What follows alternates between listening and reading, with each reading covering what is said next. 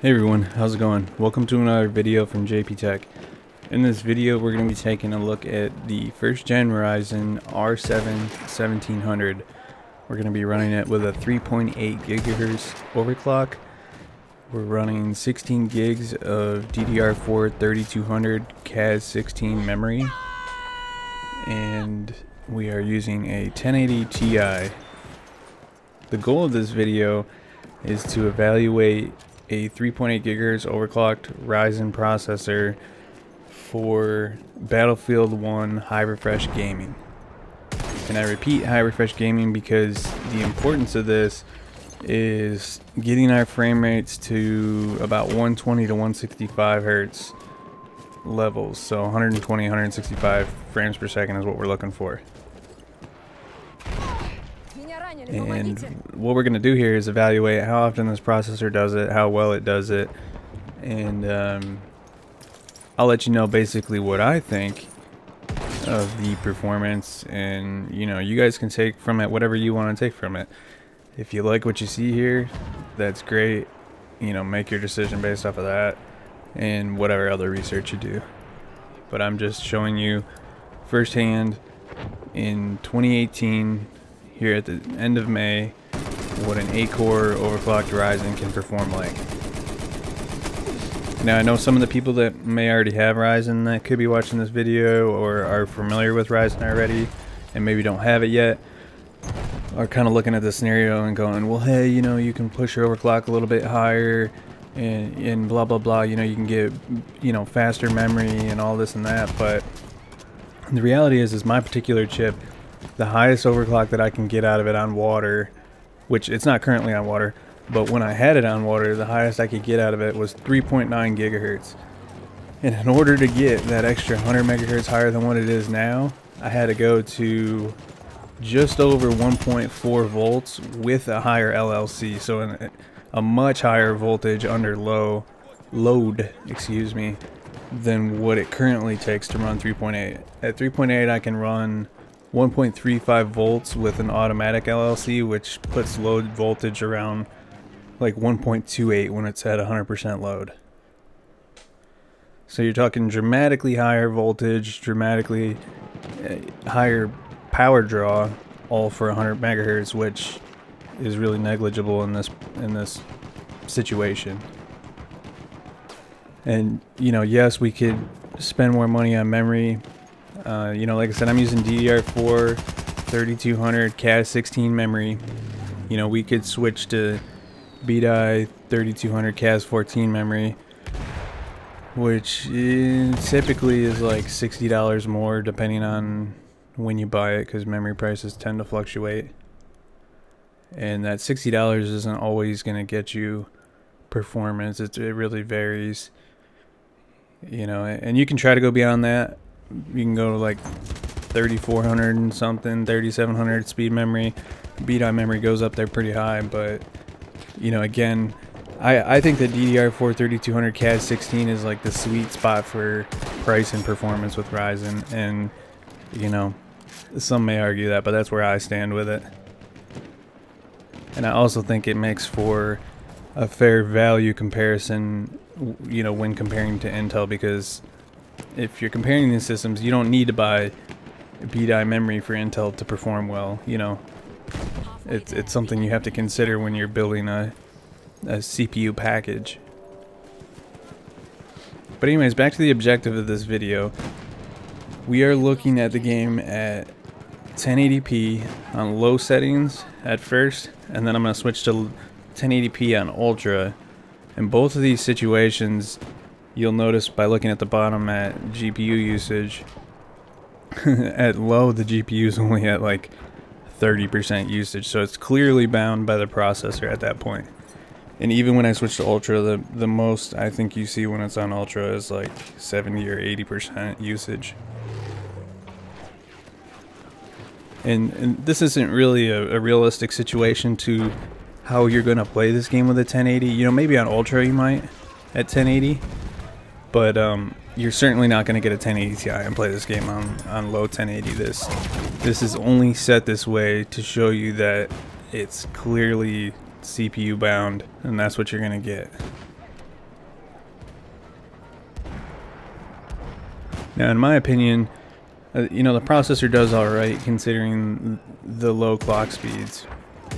You know, it's not too bad. I think if you're coming from an older system, and I mentioned this in my last video as well, if you're coming from an older system and you had a 60 hertz monitor and now you're stepping into high refresh, you're building a new system, you got a really good deal on, you know, a Ryzen Gen 1 setup or something like that, and you know, this is what you end up with regardless of the GPU you pick. The GPU is just going to determine basically the fidelity of the graphics. You know, your CPU ultimately is kind of determining the max limit of your frame rate.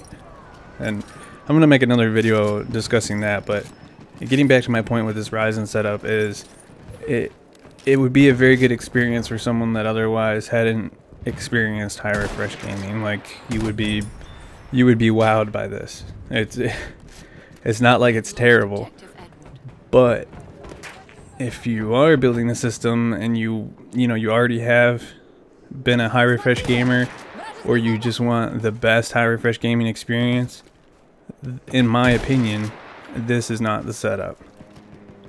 And you know, I think the results show that very well. We'll see in this video frame rates go from anywhere to like the 90s all the way up to 160, but in reality the frame rates, especially where it matters, are anywhere from 90 to like 120 something. So if I was to rate this processor on a, you know, monitor refresh rate scale, I would probably say I wouldn't use this processor for more than a 120 hertz monitor. For Battlefield 1, that is. You know, I would say that probably 100 to 120 hertz monitor would be the ideal screen to use with this processor for this game and other demanding games. You know, so there's games out there that this processor is going to get 300 frames per second, and it just depends on what you're playing. But right now we're talking about Battlefield 1, and you know, this could be indicative of what Battlefield 5 is going to run like. We don't know it yet. In some of my next testing, I think I'm going to continue using the 1080 Ti for, at least for isolating the CPU bottleneck in this game and in other games. I used the 1060 in my last video, if you watch that, mostly to show you that you can set a 1060 at low enough, acceptable enough graphics for high refresh gaming, and that at those settings a 3.8 GHz Ryzen could still hold back that particular GPU. So now we're just going to keep using the 1080 Ti going forward just to show you what the CPU limits are in the game, and I think we are going to continue to use low and ultra unless you guys have some other suggestions for me, because there is a minor difference from what I've seen, and it's hard to tell because Battlefield's such a dynamic game, but there's a slight difference in low and ultra settings, and it seems like it's mostly between low and ultra versus like medium and ultra. There's something different about low, and I think it might be post-processing or something along the lines of that actually does add a little bit more CPU load when you switch to ultra. Because one thing I did notice, and you're gonna see as you watch the 1080 Ultra clips in this video, is that there's more stutter, there's more hiccups when the game is on ultra than when it was on low. I'm not saying they don't happen on low, but they happen more on ultra, and in my experience on this 3.8 GHz overclocked Ryzen, or this Ryzen in general, not necessarily just this overclock, I do see more stuttering than I would like to. I wouldn't say that it's a huge issue though. The game's still plenty playable. I feel that I could be competitive on this system, and you know, I don't feel like the stutters and everything else is so bad that you know, I can't be competitive. So just to get that out there.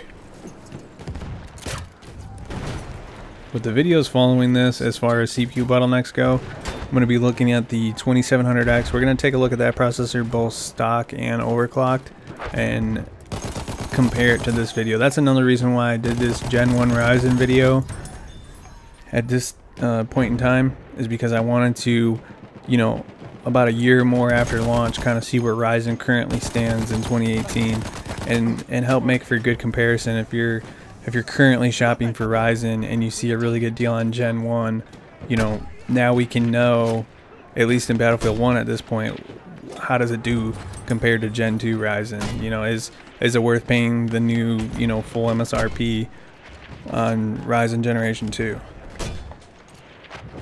So this is going to help clear that up. But next we're going to be looking at the 2700X stock and overclocked. We're going to look at the 8700K stock and overclocked. And, you know, we'll probably even do the 8600 again with the same test methodology, just for, you know, even comparison's sake.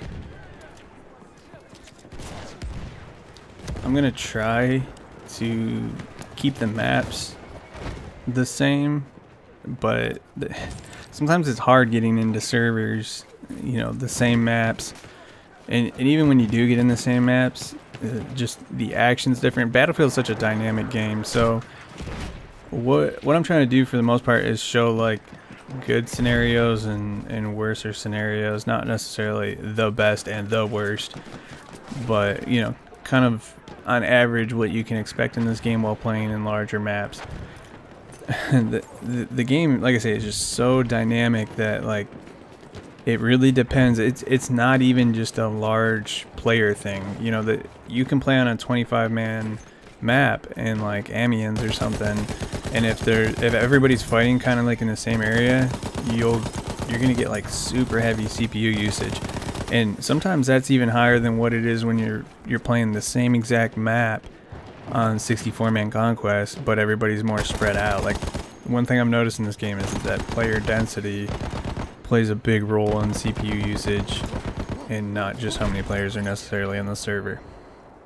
But in general, you can expect that things are going to get pretty rowdy at some point in a large conquest, and in those instances you probably will see the worst case scenario. You know, if everybody's fighting for point A, for instance, and, you know, there's tons of explosions, there's tons of players in the area, those are going to be your worst case scenarios. And those, you know, a big reason that a lot of people don't benchmark multiplayer games is because they're dynamic, you know, and Battlefield is just a little extra with the increased amount of physics. You know, one fight scene is not the same as another, and that's just the reason why multiplayer benchmarks are kind of avoided in the first place. But I think that avoiding multiplayer benchmarks also misleads people on processor performance, because multiplayer, like in Battlefield, is pretty significantly different than what you get when you do the campaign. And I noticed, like, the first however long of the campaign is what is commonly benchmarked from what I've seen on YouTube, and that does not represent what's going to happen in a 64-man conquest when things get crazy. I mean, it really doesn't even identify what goes on in a conquest even without crazy action. Like, single player is just a different game, really.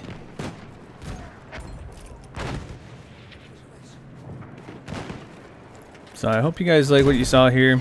Let me know what you think about Ryzen in the comments. Do you think this is excellent performance? Do you think it could be better? Do you think there's something that you want to see that I'm not doing? Whatever you got for me, put it in the comments. I always try to answer all the comments, or as much of them as I can. But until the next video, guys, give me a like on this one if you liked it. Thumbs down if you didn't. Hit subscribe if you want to see more content. And I'll see you in the next video. Thanks, guys.